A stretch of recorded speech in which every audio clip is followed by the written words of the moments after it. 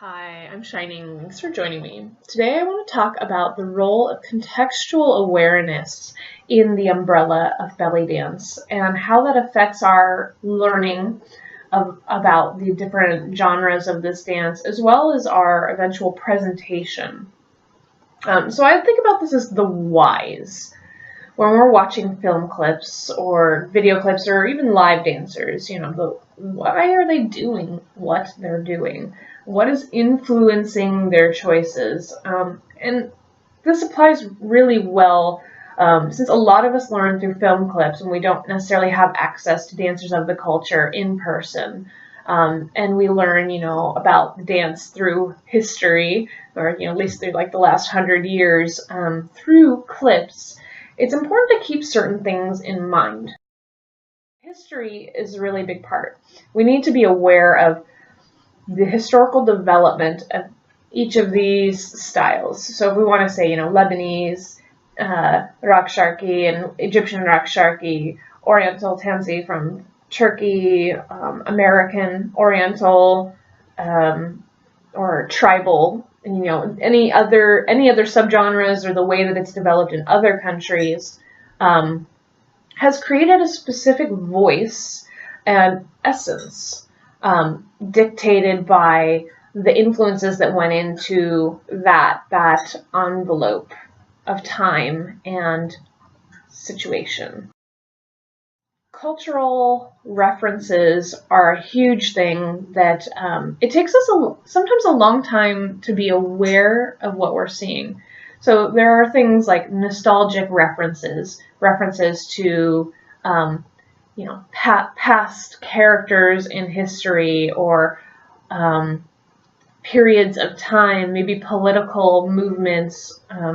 Things like this will occur, and we may not understand until we start to become more familiar with the history and the overall cultural landscape of these things that we're studying. The Cairo stage in particular, you'll see references to slalom-style dance. Morocco talks about this on one of her videos a little bit. They created a skit based on this character in time, which kind of allowed the performer to get away with certain things that might not be appropriate in the normal dance context, but because it's a character skit, they can get away with, going down on one knee or wearing a certain costume. But the audience in that context, if it's, Egyptians performing for Egyptians, the audience is aware of that, usually, and, knows the reference. They know what, Shamadan means and that it's a reference to something earlier, or maybe reference to weddings. Saidi appears on the stage, or maybe in a different context, Debka, or different Iraqi dances.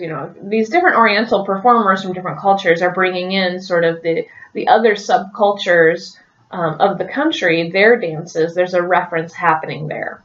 And a lot of times we aren't aware of the reference when we first start studying, and so we just think, man, like hair spinning is really a big part of belly dance, and that's crazy. But then we later learned that maybe it was, Qawliya dance or Gulf region dance, or, maybe we're seeing a lot of like twisting of the hips or something, and we didn't realize that maybe that was a reference to Tunisian dance, or that the dancer was Tunisian and just happened to be performing in an Egyptian setting. So there are things like that that make a difference. Staging and addressing your audience is a big part of it. The different venues in which you might see Oriental dance. Are they in a nightclub? Are they in a wedding? Are they in a private party? Are they in a restaurant? Is it a film movie clip where that featured dancing versus a live performance that was captured on film? These are very different. The audience affects the performance a lot. Who's in the audience? Who's requesting certain music? Who do the performers know they want to give nods to for different reasons? Maybe it's like these people are high tippers, and so if we play their kind of music, they'll want to tip us more. Or maybe these people are very influential, and I know that if I get in good with them, they'll boost the career. Whatever the sort of psychologies are going on behind the scenes affect what we're seeing, and then really how we learn as foreign dancers.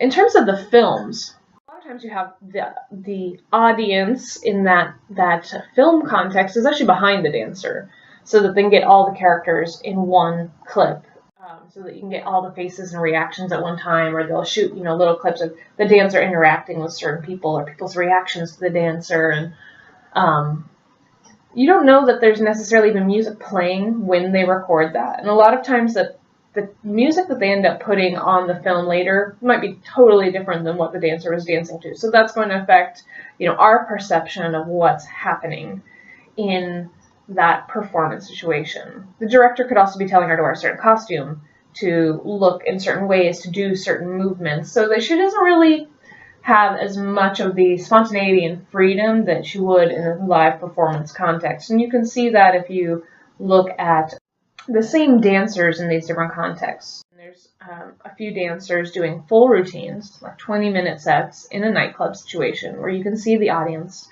you can see the band, and that gives you a lot of information about, how all of these things affect the performance and the sort of cadence and stride of the performance, and where the lulls are and why they're there, and what is the dancer doing in those intermediate places. And then you have things like personality quirks and physical attributes and limitations that affect movement style.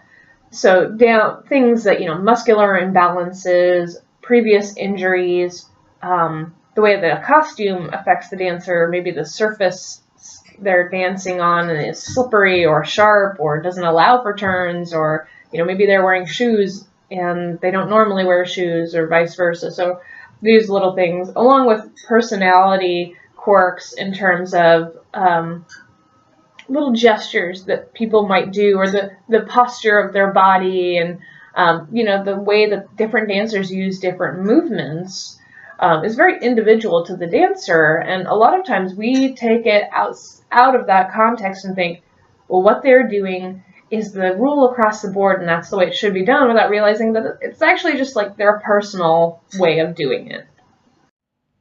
To summarize, I've included a list of the questions I most commonly ask myself when I'm watching a video.